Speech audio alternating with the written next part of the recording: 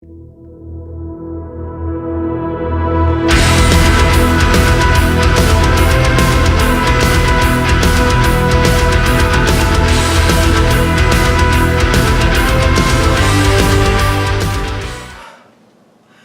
and welcome to the Sunday News. I'm Belgraph97 here in LXG headquarters with... a migraine. I'm here with the migraine. Yeah, you may have a migraine, but what is your name, sir? Second class migraine. Second class migraine. It's working its way up. Okay. It's not a first class one yet? I'm sure under this much light it's going to be pretty quickly. We'll try to do this fast. Woo! Behind the camera is... Doug Gamerchick. She's making faces at me again, people. Bane of Belgrad's existence. Yeah, well, pretty much. Alright, so we've got some news. Is that the spandexed Bane, or is that the leather coat Bane? Oh, it's leather coat Bane. Definitely leather coat Bane. Yes, he is the bane of my existence. And that is my bad bane voice. Alright, moving on. Just remember, it's robotic Sean Connery. Robotic Sean Connery. Best way to do a Bane voice, robotic Sean Connery. So Sean Connery then? Pretty much. Okay. Alright, we do have some things to talk about this Sunday. Yay, there was some news. Too. We do. Alright, so I'm going to start with something that is actually kind of cool. We complained for months and months and months about Wargames Factory stuff disappearing. Yep. And some of it started reappearing back on Warlord Games' website. Yay! As part of a Project Z game that they were creating rules for. Yep. There is now this ridiculously good bundle available for sale on Warlord Games. Well, I shouldn't say for sale. It is a pre-order. And we're going to caveat ridiculously good, and we'll get to that in a second. Yes. Okay. So right now for pre-order, you can buy for $175 the $100 box game set, which by itself comes with 23 zombies, 10 male survivors, 6 of the bike gangers with 2 of the bikes, which are the new models that have been done up for Wargames Factory that discussed but never released. Yeah. Right. It also comes with the rules, cards, and dice for the game as well. Yes. Okay. So it's literally box set, whole kit and caboodle. For the other $75, essentially you get another 23 zombies. Yep. That's the Horde expansion. Another box of zombies. Another box of zombies. You get another box of male survivors. You get another box of the bike gangers. You get a box of the female survivors. Yes. And you get 8 Spec Ops models, the other of the 2 kits that Wargames Factory never released but talked about. Yep. And then you get some metal feral dogs. Right. We don't know how many because it doesn't actually say. I think it was 8. But it doesn't say it on the thing. I went and looked, but I think I heard from somebody it's 8. So 8 feral dogs to go with your, 8 feral metal dogs to go with your all plastic army. Yeah. Just gonna leave that sit there for a second. Anywho, it's a pretty good deal. I mean, you're literally getting, if it's 8 models, you're getting 106 models. If you're getting 8 dogs for $170. Yep. You're looking at like $170 a model. Yep. It's a really good deal. And then here's your caveat. They're now 10 model boxes, where there used to be 20. Yep. And they were 20 model boxes for $23. Yes. So they used to be $1.15 a model. Yes. They're now $1.75 a model. Yep. If you get the special deal. Yes. Where they're cheaper than they're going to be afterwards. Absolutely. They're still a really good deal. It's still a really good deal. It's not as good as Wargames Factory. It's a really good deal that's replacing the best deal in wargaming. Yes. That's the problem. That is the problem. There was no way that Warlord was going to be able to do this, where they made money, recouped their purchasing costs, and offered people what they were used to getting. And unfortunately, people are going to not get that. Yeah. That's really the problem. Like, anyone who looked at this from any type of business standpoint would have said, yeah, they're probably not going to be able to do as good a deal. Because, honestly, I think there's a reason that Wargames Factory got bought out might be because they were doing probably too good a deal. Yeah. Anyways, the numbers kept looking at those going, how are they doing this? Right. So Warlord is, they're still putting out their really good deal. And yes, this is a great bundle deal. You have to buy the bundle to get all these good models. We don't know yet what the regular retail price on one of these boxes is going to be, other than the box set, which is the $100 with the rules and the whole kit. I have a feeling that the boxes are probably going to be, we know they're going to be 10 model boxes because we've seen the new boxes. Right. I don't know. This is not any insider information. This is purely speculation on my part. I have not talked to anybody from Warlord Games about this pricing, so don't assume I know something I don't on this one. Because on this one, I know nothing. However, my guess would be we're probably going to see them come in the somewhere between 10 to 20 quid per box, So with an 15, average being 25 probably dollars. around 15, Okay. which means they're going to be for US type folks $20 for half of the old $24 box. Yep. Mm. Yes. And it sucks. I'm not gonna lie, it Yeah. sucks. But it's still $2 a model. Yeah. It's still a good value. Comparatively, it's a good value. Yes. It's just not as good as we used to be able to get. Right. Well, I'm just gonna kind of throw it out there as a thing, and I get that it's annoying, but you know what? Milk doesn't cost what it cost before too. Everything unfortunately goes up in price. The difference is you've got to keep feeding the cow Yeah. where the mold is already paid for. Now, the flip side is the mold wasn't paid for by these Warlord. guys, right? I get it. Yeah. However, I got in you. what I think is going to be an excellent game, and what I think is arguably the best zombie game coming on the market this year, Okay. Interesting you said that. and perhaps one of the best zombie games ever. Uh-huh. Okay? Okay. Warlord is going to run into a sticky wicket with the fact that their pricing schematic Mm-hmm. is going to appear worse than it is because it's something we're used to getting for less. Yes. And there is the entire client base that War Games Factory had. Right. However, I would probably say that as this continues, that becomes less and less of a problem. As more and more people become aware of it as Warlord games, they're not going to know about the fact that we were able to get them for $23. Yeah, which means in 4 or 5 years, this is going to seem like a really good deal. Yes. But it's got to last 4 or 5 years. I don't think Warlord Games is going anywhere. No, but this line might if it doesn't sell. That's the point. Okay. Now, if they're smart, and I believe Warlord Games is, looking Yes. at people involved, Sure. I am willing to bet that they leveraged the pre-order for the box set Mm-hmm. and the pre-order for the bundle deal, Mm-hmm. expecting enough sales to break even recouping their costs. So that anything beyond that is gravy. So that anything from this point doesn't matter, Right. and they can introduce their box sets at whatever percentage, Right. and if it doesn't sell, they can adjust accordingly because they won't need to make the money back because they They'll will already have made have the to. money back. Gotcha. Fair enough. Again, if it was my company, that's the way right. I would approach it. Absolutely. We would try to recoup it in these big deals that Right. we're doing. Consider this to be an in-house Kickstarter. Yeah. I'm not making any money off of this, Right. but I'm making sure I'm solvent off of this. Yes. Right.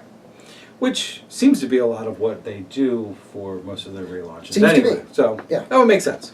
It's not like Rick Priestley hasn't done this for a while. No, right? Yeah. Yeah. It's not like he's been in the industry for. Yeah, certainly not. No, not at all. All right. So James Wappel let something slip a bit, huh? Yeah, we don't know if it's intentional or not, but I know that it's earlier than Mr. Justin had intended to make his announcement. Yes. So for those of you who don't know, James Wappel shot some video shots of, not video, pictures of some paints. For his blog. For his blog. If you like painting or just like looking at painted models, please check out his blog because his work is amazing. And on his blog, he's got paints from Secret Weapon. Yup. And Secret Weapon isn't selling paints, as far as we know. Not yet. Not yet. So I'm actually going to let you talk to a little bit because you had a lot of details on what they were doing with this, more Okay. so than I did. So. So basically, Secret Weapon is going to be launching a new line of paints. Mm-hmm. We don't know exactly what it's called yet, but it's going to be a series of paints that are designed to be able to paint metals and armored vehicles from a perspective of making them easier to weather and easier to age in patina. The color spectrum is mostly warm toned. And from what I've heard, the umber has phenomenal coverage. That's good. Which, I mean, if that's the case, that will sell by Just by itself itself, because yellows are notorious for bad yes. coverage. So if someone has come up with a yellow that covers well, you know, a good high pigment density, and still fluid enough to paint with. right? Yeah. And able to high pigment density, but able to be dry brushed easily. Yeah. I mean, airbrushed easily. Airbrush easily. Yeah. Oh, my hand's not working. it's going to sell well. Yep. Yes, the colors look phenomenal on the pieces that James Wapel painted. And James Wapel's phenomenal painter. To be fair, I'm pretty sure he could make crystal brush quality paint jobs with dollar store finger paints. Right. Like, I think in this case the material isn't as important as the man. Right. However, he goes into a decent amount of explanation of how he really liked these paints and how they were smooth and fluid and easy to work with. And when you look at them, you know, the smears on his palette, they look like they've got a good surface texture, but are very light and thin. Yeah. So again, very easy for airbrush work. Absolutely. So, I mean, looking at them, I'm interested to see them. I'm really interested to see a paint line designed to work with the weathering stuff they already have. Yes. Because I've actually picked up some of the weathering stuff to look at. So the weathering stuff is actually I've got most of the weathering line. Yeah, it's great. It's a great line. So paint's designed to work specifically with it. I'm very intrigued, I gotta tell you. There's something that I've never seen anybody properly accomplish. I've seen people do it individually, but never as a paint line. Okay. The idea of being able to mid-stage patina. Okay. The idea of taking the weathering pigment, being able to blend it into the paint. Okay. To have it settle properly. Okay. If Mr. Justin has managed that holy grail, this line, he's not going to be able to keep it on the shelf. Fair enough. All right. So we're looking forward to that. Yep, more information as it comes. We will definitely get it. We will definitely paint with it when it comes out, and we will definitely let you know how our models look. Spoiler, it's not going to look like James Wapel's. Fair enough. Yeah. All right. So Battle Valor. See, your brain's not the only one not working. Battle Valor released information yesterday. Was it Saturday? I think so. On Saturday, information that said, by the way, that they're going to do half packs to go along with their units. Yep. So basically, the half packs are 16 models, which is enough for plates to field a base unit. Like if you buy the box, put it on bases, you can field a unit. Yep.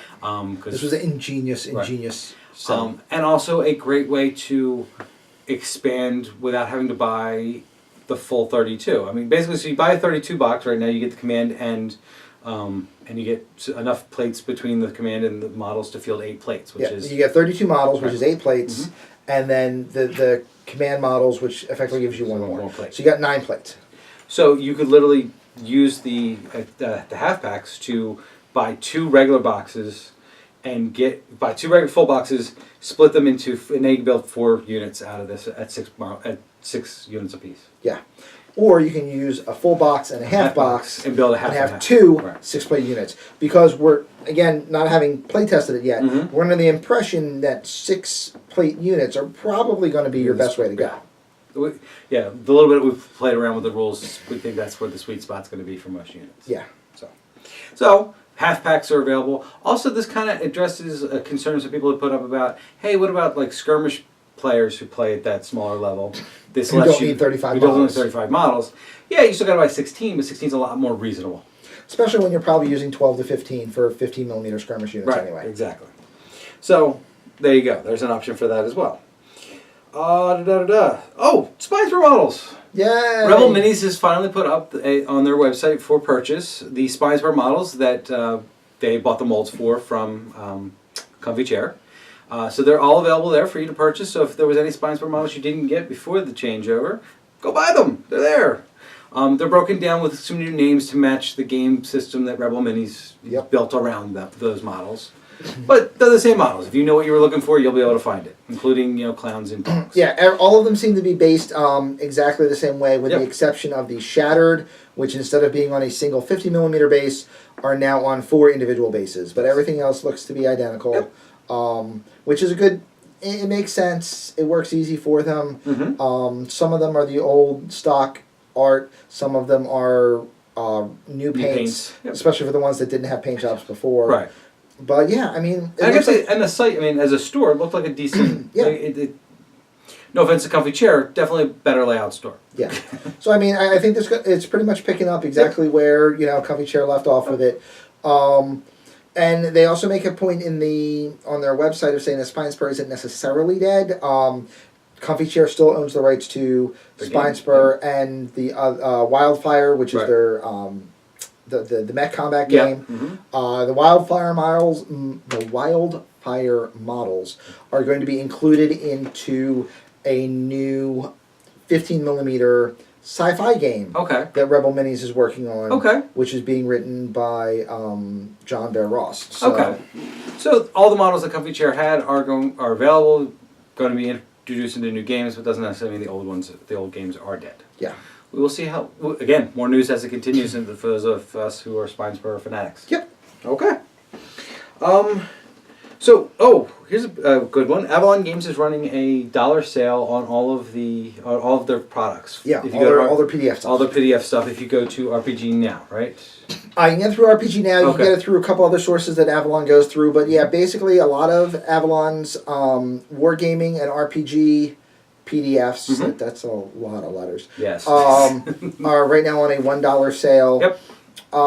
Specifically, the reason why we bring this up is because that includes Crush Pop, who is now being distributed through Avalon. Right. So that means right now you can get 1944, and you can get Toxic Holocaust, the remastered edition, for $1 for the PDFs. So if you don't have them, get them. Absolutely. So, go do that. All right. Oh,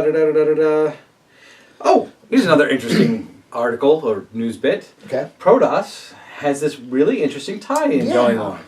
All right. So, for those of you who are fans of Shadowrun, you probably already know about the game available on Steam. There's an expansion for it coming called the Boston Crusade.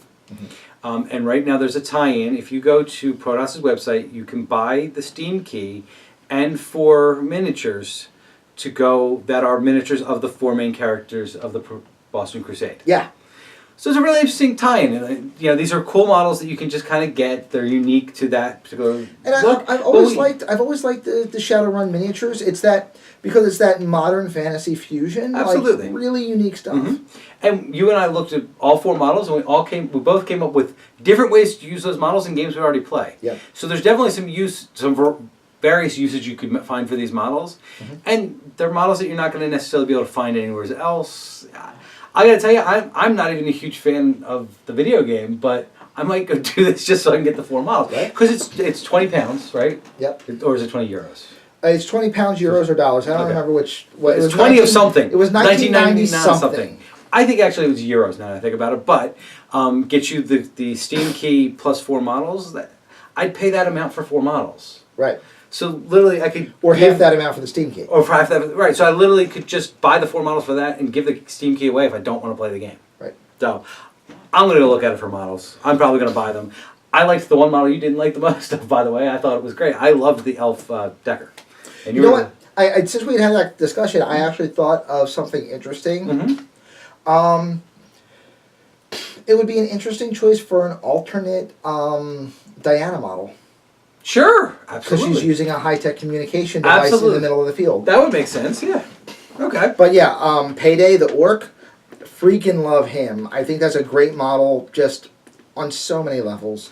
I can tell you, the Troll Shaman, first thing I said was like, well, there's a mutant for TNT, but it just, they look awesome. Nice, good alternate Nephrite for... Nephrite for Warzone. Yep. Absolutely. There's definitely some usage there. I really like the models.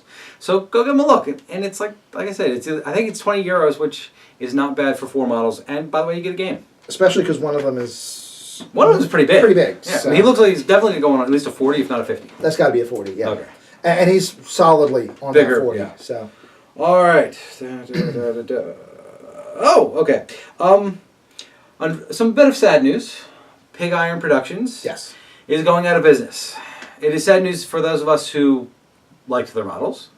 It is good news for them because they've basically put it to the point of, like I said, for 15 years they've been part of running this company, and they've wanted to look at some other things to do, and running a business takes a lot of time, and it has prevented them from doing things that they wanted to do.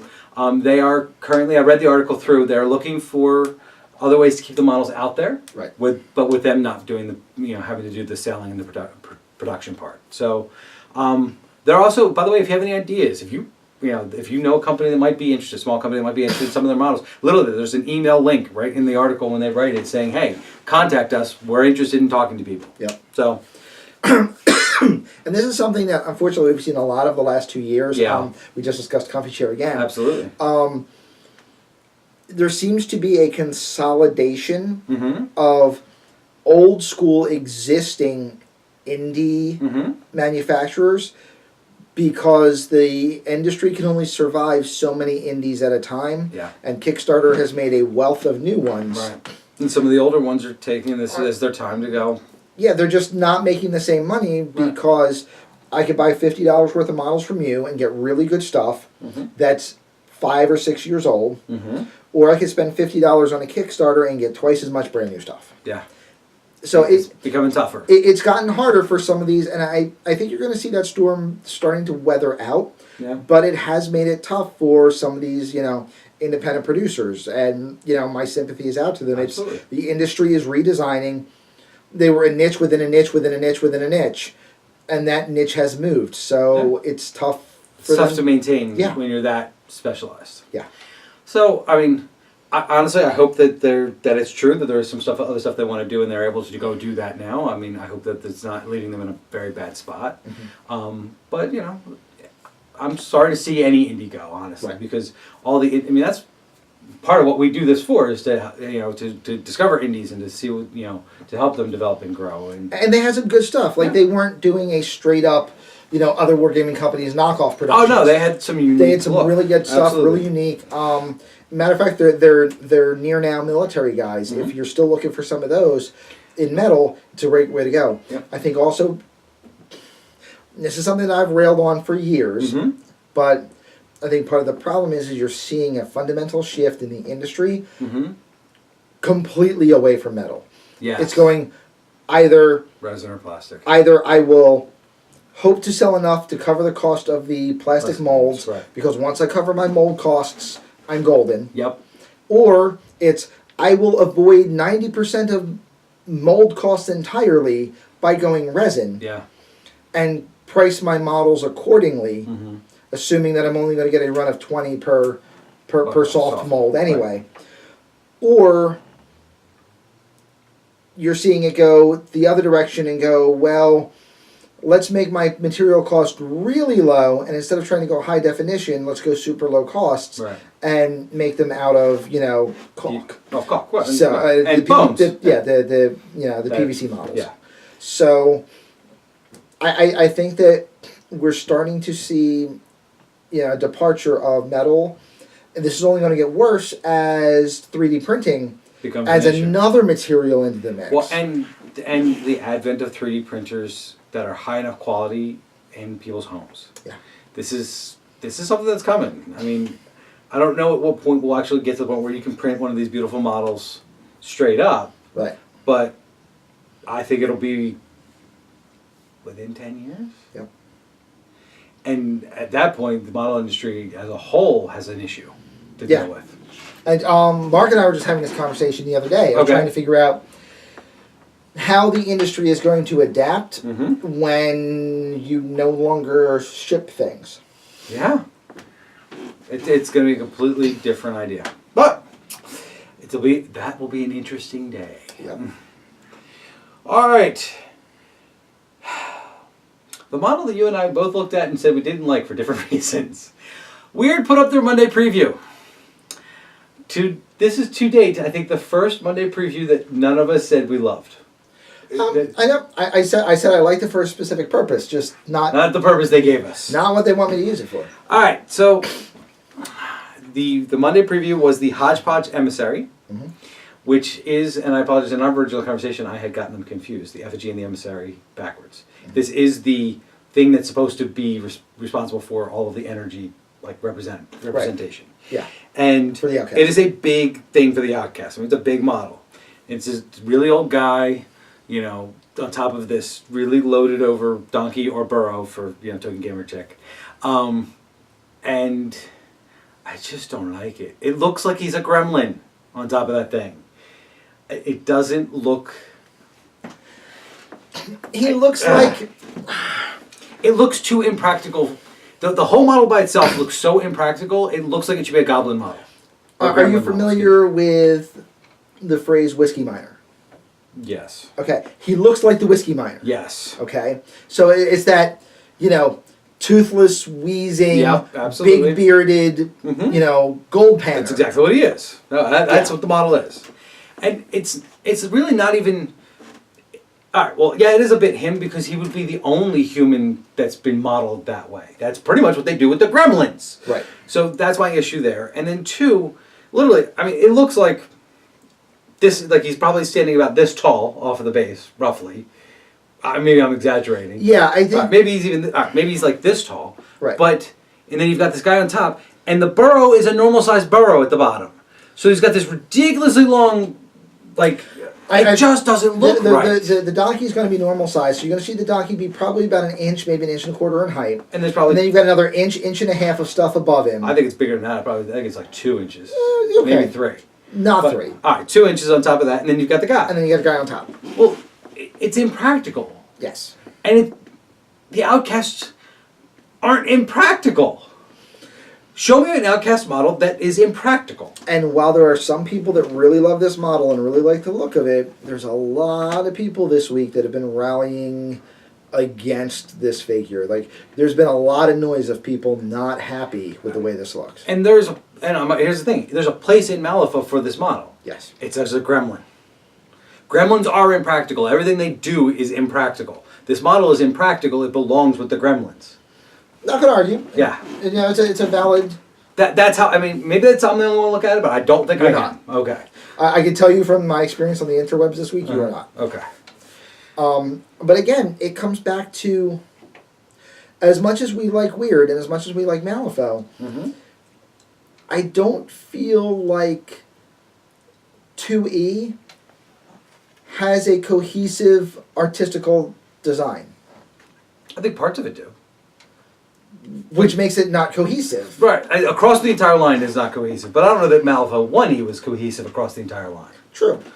I think that it... But that's because 1 wasn't designed originally as a game. Right. It was a whole bunch of models that they then tried to build a game around and then built off of those models. Right. When you're redesigning a game, you're redesigning all your models, here's your time to make branding decisions and make things cohesive. And I don't feel that it's cohesive. Okay. I would look at it and say that I think that if you look at most of the Arcanists to a certain degree or another, they are cohesive in a certain look and a certain aesthetic. They're non...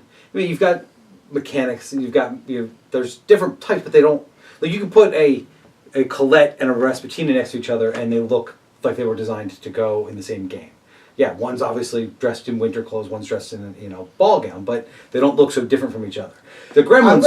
I'm going to counter that within the Arcana specifically and say that if you put a silent one next to a minor, they don't look like you have no reason to think that they're in the same faction. Okay. All right. That's a legitimate argument, I guess. And you can do that straight down the line with all of the factions. Okay. Now, part of it is to make sure that each faction is well-rounded, and almost to make each faction a playable game within itself. Yes. However, you're just giving me, a buffet table of various options that may or may not be late 19th century infused in some way or another. Right.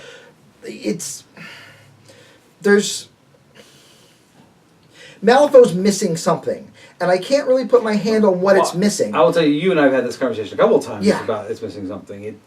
Honestly, and we like, for the record, before we get into this, we like Malifaux. Yeah. Keep that in mind. Big fans. Big fans. But you and I were having this same conversation, and I think this might tie into why the models don't have a cohesive look. There's as much story as in Malifaux, there's no story in Malifaux. Yeah. You've got these really great short bits about Colette or and I say Colette because I'm very familiar with Colette, or Rasputina because I know that's one of your favorites, or Karai, which is Allie's one of her favorites, and they're great. And then sometimes they even put these two disparate characters together and make them work, like Molly and Karai, which I thought was a great story that they wrote. But there's no story to Malifaux. It's almost like some old school like Silver Age comics. Like Yeah. it's insular little pockets of story that interact within an environment, but don't make a but the story's cohesive not about story. the environment. Right. There's Yeah. no cohesive part to the story, so no wonder there's no cohesiveness to the models. Right. Because they're all written for those insular bits. Right. So I agree with you. There is a lack of cohesion, I guess. And certain things work better together than others. Absolutely, as they're written closer to each other. But yeah, I think this is a clear indication of the lack of that lack of cohesion resulting in a model that I would say, I don't know definitively, but it would sound to me like a vast majority of people who have seen it do not like it. And I think that this whole problem is masked by the fact that the game is popular, it has its diehard fans, and it sells. Yeah. Like, you don't see that there's an issue. There's not an issue for certain players. When you are at this level with your business, it's really tough to see the thing that should have you here but doesn't, right. but is keeping you from getting here. Yes. Like, it's really tough to go, this is the thing that we fix, and we make $1 million. Because what they Because we're making $500,000, why should I fix something and break it and only make $250,000? Right. But I think part of the reason they're making the $500,000 is because they have a great mechanic, which is unique. They have a great competitive circuit. It's a good entry point game. Like $20 gets you pretty much in enough to play the game to know if you like it or not. It's an insidious entry point game. Yeah. It's that as soon as you pay your $20, you're paying $200. Yes. Like, there's a whole bunch of things that work. But I think what's holding it back is like the last expansion they tried to introduce campaign rules, and we're gonna play with them. It's coming down the pipe. We're gonna do it. Yeah. But campaign rules work, and they tried to do that global campaign. Yeah. Did it really generate any excitement? It petered out horribly. And the reason it petered out and I'm only saying that because we know locally it petered out horribly. Like on the East Coast, it really did nothing. Right. And I wonder if that's partly because no one was invested in the story that led up to the campaign. Yeah. Because there was no story that led up to the campaign. Right. I think, let's look at other gaming companies as a perfect example. They used to do global campaigns that literally were global campaigns because people were invested in the history of the story that went into it. And no matter what the result was, people were going to be pissed. Yes. This time, I don't think anyone cared. I honestly couldn't tell you. They were upset if they didn't get their model for winning. Right. They didn't care about the resolution of the story itself. It didn't matter who won. And it mattered for some of those global campaigns years ago. Huge. There's a market for that level of mattering. And I don't think Malifaux's quite hit it. And I think this model is indicative of their lack of ability to build that world to make us care. Fair. Does that work? That being said, if you play Caravanners in TNT... Oh my gosh, I'm buying one. I'm buying one just so I can put it in my Caravanners. We want to buy 4 to make a caravan. If you play TNT, get 4 of these models and use them as your caravan tokens. Yeah. For the Lost Caravan mission. Absolutely. Assuming that you can take that guy off the top without having to resculpt that whole top surface, because that's not going to be plug and play. Here's the thing. I'm buying one. We'll buy that one first, and we'll figure it out from there. All right. I'm a fan. All right. We'll let you know. We'll let you know. We'll let you know. For all of our TNT fans. Absolutely. Because we have all of the TNT fans watch this show. Like all 25 of them. All 25 of them? Yeah. All right. All right. Last thing we're going to talk about today. Okay. Dark Age. This week they dropped the new tournament rules and an updated errata and FAQ. And there's some bombshells in here. Not as many as we'd hoped for, and there's some bombshells in your stomach apparently. But so I'm going to start off real quick with the tournament rules. Yes. All right. So the tournament rules currently, as they exist, you will write a list for whatever point game the tournament is being run for. So, assuming a 500-point game, you'll write a 500-point core list. You'll also write yourself a 150-point reinforcement list. There is a clarification that we believe means that between the two, you cannot exceed the minimum for the game size. So if you're playing a 500-game tournament, between your 500 points and your 150, you can't have 7 of a model that's 6 for 500. Right. Okay? Now, the reason we say that is it's worded a little bit ambiguously. It could either be you have to abide by the model count limitations that you should normally abide by anyway. Right. Or there may be a model limit on your total on your total force size playing in the tournament. And it's not quite clear. I'm willing to go with the first just because there's no statement that the second is a rule. Right. So trying to the rules that we can find, we're trying to apply that sentence to a rule we could find. And that's where we think it might lie. However, if there is supposed to be like a limit to the models, maybe the tournament organizers are supposed to do that kind of thing to prevent, 17 million Buzzblades from showing up. I don't know why you guys harp on my Buzzblade list. I mean, the fact that they can just murder everything if you spam enough of them. That's kind of why we harp on your Buzzblade list. Yeah.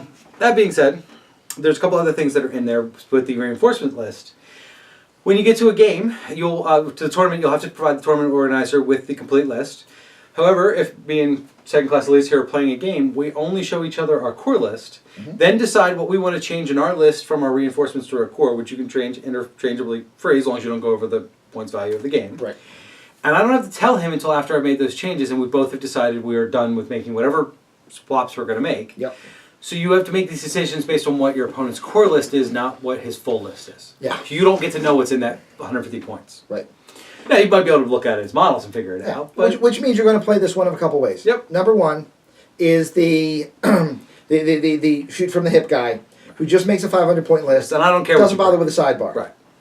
Right. Second one which, is, by the way, we think is the weakest of these 4 plans. Yeah. Okay. Second one, which is the shoot from the hip, but when the guy's not looking guy, Yeah. which is you make a 350-point list, 150 points that you intend not to field, 150 points in your sidebar that you always intend to field, and you try to do a, reverse misdirection. Basically, I'm going to hand you a core list that has 150 points in it that I have no intention of ever touching. Right. So you're going to make decisions, assuming that. And I'm going to put something big and scary in there that's going to force you to go a certain way, and then I'm going to pull it out. And then I'm going to pull it out and go somewhere else. And you may have made a decision that puts you in a bad light. Right. It's a tactic. I'm guarantee people are going to do it. I'm not sure it's the best tactic. Yeah. But there you go. Number 3, which I believe you think is the best tactic. Yes. You make a 350-point core that you always take, and then you make a 150-point in that list that you may or may not take, and the other 150-point sidebar that you may or may not take. And you make your decision. You know you're always bringing in this 350, so you make that synergistically as tight as possible. And then you have A or B choices depending on what your opponent is fielding and the scenario. Now, I like this particular tactic the most because it's the easiest while still being tactically sound. Yes. It's easy to build a 350-point core. It's easier to build a 350-point core that works synergistically with 2 options than more than 2 options. Right. Which is why I think that it'll be the most popular of the options given. I think it'll be seen more. However, I think those of us who are true list building savants might go with your option. Okay. Which the 4th option is going to be you make a 425-point core that you always plan to take. Yep. And now you make 3 75-point options. Yep. One that starts in the list, which should be your weakest of your 3. Yes. Because if you're at this point, you're already tipping, the first 3 cards out of your hand with that 425. Right. So that 4th one needs to as it is, you need to win this on the river. Right. So you don't want to give away too much nice more. Analogy, by the way. All right? Yes. So that 425 is going to be locked, and that's what you're going to practice with day in, day out. Yep. And then you have 3 75-point options. One that's in your list, and then 2 in your sidebar of 150 points. Right. And you take, you take that power hitter based on what you think is going to be most needed in this game, based on your opponent and your scenario. Yep. And the problem is that it makes that 3rd option a little bit more limited because you're talking about a 75-point model, and a lot of those, what you would want to do this with, starts at 100. Yeah, but here's the thing. Like, all right, let's say I build my 425-point list, and it's got 3 different unit options in it. Right. Okay. But I haven't maxed any of them out because 425 points isn't a ton of points. Right. And then I've got a character who's my big guy. Right. Okay. 75 points is enough to add to any one of those that I think is more important to this scenario. Right. So a perfect example, honestly, I believe, Token Gamer check, aren't your pyres 75 points each? In the Flamers? I think they're 75 points each. But if I put 1 on my list and have 1 in my sidebar, Truth. 2 in this particular scenario or against a horde army is a better option than some other things. Well, it So- would be the pyres. I would make it the phalanx. Or the phalanx. But Put 1 phalanx in, somebody goes, oh, well, this is going to be something easy to take out. And then the there's next this- thing you know, 2 more show up. 3 are far greater than 1 I mean, because they're although if you've never synergistic. played against them before, if you see one phalanx, you know there's not more far behind. Because that's the phalanx. Because that's how they work. But I'm just saying, the like, effing there's phalanx. or in the Brood, the ones with the template. Yeah. Like you put 1 in your list, like, oh, I can deal with 1, and then here's 2 more. Yeah. Like it's the ability to make your opponent not see what's coming. And when I look at my opponent, like if you were playing my Outcast, flavor templates everywhere because I have 20 models. So like I have a crap ton in my not Outcasts. Oh, it is Outcasts. Yeah. There's happen to be 2 games that have Outcast factions in it. But like if you see my core list is predominantly infantry. Why do you and play all all of the them. outcasts? I don't know. Maybe it's, a lot of times it's the. Well, I'll say Outcasts and female models, like that's your thing. it is actually. You need to find You need to find a female outcast faction, and then you're locked down. I did. It's called the Victorious. There you with go. the Ronins. Yep, there we I go. did. And I'll also point out that so is Tara and what's her name? Yep. Both females and outcasts. And I dropped a ruler. Anyway, but I think that that's how you'll use that list. You won't necessarily have 3 things in it that are big hitters. There'll be 3 things to accentuate what you already have in your list. Right. To combat what you see in front of you. That's at least how I would approach it. Yeah. So yeah. Because like you said, the bigger things that you would want to be like huge kiboshers aren't going to fit in 75. Yeah. So there's all of that, which is all in the tournament list. Oh, by the way, there's an entire section on sportsmanship, which includes, by the way, that if you're a jerk, we can disqualify you and give all your points to someone else. Yep. Which I love that. There's a rule on concessions, where in the old MTI, it literally was you played to completion. Now, if someone wants to concede, they can. And immediately the person who you concede gets full victory points for a win, and you get none. They get any primary objective points that they've gotten to that point by default. And if the tournament organizer believes that a concession was done for nefarious reasons, he can award whatever he wants. Yeah. If you don't know how that could be done, good. Be thankful. Yes. If you know how that could be done, you've already figured out when we were talking about this exactly how you could do it. And if the tournament organizer sees it, he could say, okay, because you're being a tool, your opponent gets max points and enough objective points to make sure that they win tiebreakers. Yep. Because, yeah. We're not going to explain how to do this because we don't want you jobbing other games that don't have this type of rule. But I think it's really cool that they put that in there. Yep. Also, they have a rule in there specifically a tournament organizer can disqualify a person for stalling. This is a personal pet peeve of mine because I have played against players for one reason or the other are notoriously too slow, and sometimes you build lists to expect the full, like let's say you need 4 turns to achieve an objective. You can't win the game before turn 4. Well, I've seen players who play turn 3. Yeah. They'll slow it down so you only get 3 turns and you can't get to the full. For example, in the game in my Warzone tournament that I was at LVO, my first game, I would have gotten max points for my first game had we gotten to the 4th round. We didn't because my opponent was slow. Now, I don't believe he was stalling. I actually believe it was an opponent who, just was a very methodical player. I did not think it was nefarious, but it did cost me points. And there's a whole lot of ways that you can rope-a-dope an opponent if he's making a list which is, a throttle list, like summoners or something like that gets much more effective as the game goes on. So, and we've seen it as a tactic. You slow the game down so he can't get to his full potential. Right. Because if he doesn't hit full speed until turn 6 of 8, and I can slow down the game to make sure that it ends in turn 5, there's no way I'm going to lose. Right. And that's... So I like that they've thought about this and put that stuff in there. Yeah. There are 6 new scenarios. Just kind of variations. Most of them are variations of stuff we've already done in the MTI, except for the one of them I already figured out how to break. Oh, really? Is it the captive one? Yep. Okay. Yes, you did. Not going to tell you. But there's a scenario called the captive. If somebody figures out how to break the captive one, put it down below. I'll tell you if it's the same way I did. Yes. If somebody comes up with one that's better than mine, I'll put mine in the list as well. Okay. But you did come up with one, and I actually went back to read the rules of the scenario to make sure it was legit, and he was legit. I almost want to build a sidebar just to be able to win that scenario with it. And go, look, I'm a jerk. Yep. But it is a very cool scenario in that it's very different from any of the other scenarios we've played to that point. Yes. I do recommend you go and read it and play it, because it's fun. They also, with this, dropped a new FAQ and errata to update it so that the MTI can be played with the rules they intend to play with for the year. Yes. Biggest thing that's changed since August that I could find in there was the range penalties are now officially gone. We know it was coming. We knew, well, it had been play tested, but when they didn't put it in the August update after the playtest rules, there was question as to whether it was going to make it into the rules or not. I didn't question it. I knew it was coming. We played our entire campaign as if it was coming, Yeah. but it is now official. And the reason I mention specifically is because literally about 3 weeks ago, there was an argument that was raised on Sumerian Ashes where someone said, hey guys, do you know your playtest document's outdated versus the errata? And everyone was like, yeah, that's why it's called a playtest document. You know, it's not official. But this became this big deal, and he's like, well, you guys shouldn't put it forth. It was a big to do. Well, now it's official. Pretty much everything I could, from what I went through, and I didn't, I'll be honest with you, I didn't catch everything. I may have missed some things, but from what I could tell, everything that was a core rule change in any of the playtest documents to date has now become official. Yes. Yay. Now, well, yay and not so yay. You've got some models that have a rule now that we can't figure out what the hell the point of it is. Yeah, but at the same time, it's an optional rule. Like, you can take A or B. Mm-hmm. The question is... Why would you take B? The question is do you want steak or liver? Yes. Like, you can choose liver if you really want to. Yes. But don't be dumb, choose steak.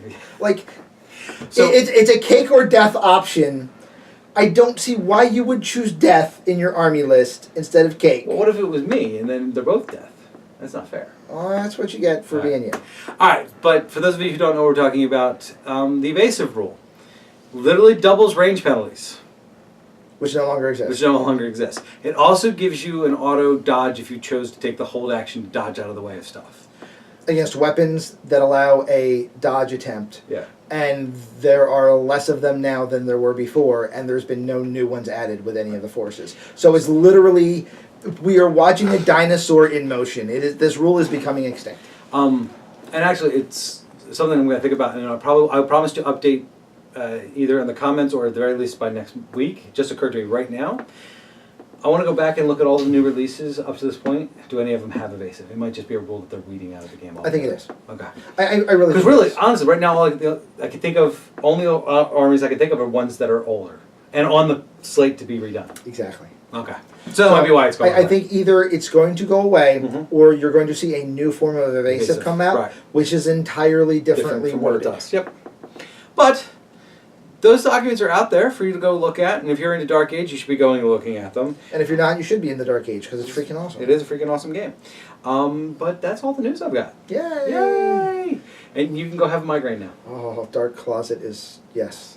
So, there's a lot of light in this room. For any of you that have never filmed, you need a lot more light than you think you do. You need a lot more light than you think you do, and when you have a natural light source, which is giving you a weird hue, you need even more natural light, and you need even more artificial light than you think you do, So there's a lot of light in this room, and my head is really pounding. Right. But we got through it. So thank you very much for watching the Sunday News. If you liked what you saw here, please tell your friends. Make sure you like, subscribe, smoke signals. I'm still waiting. Somebody, please. Just even a video of like someone else's smoke signals at this point. You would figure somebody would have done something by now. I'm just saying. You guys are slacking. But please tell your friends, tell everybody you know about wargaming to come watch us, because we like talking about this stuff and we like talking to people about this stuff. So please subscribe, tell people, and thank you very much for watching. Until next time.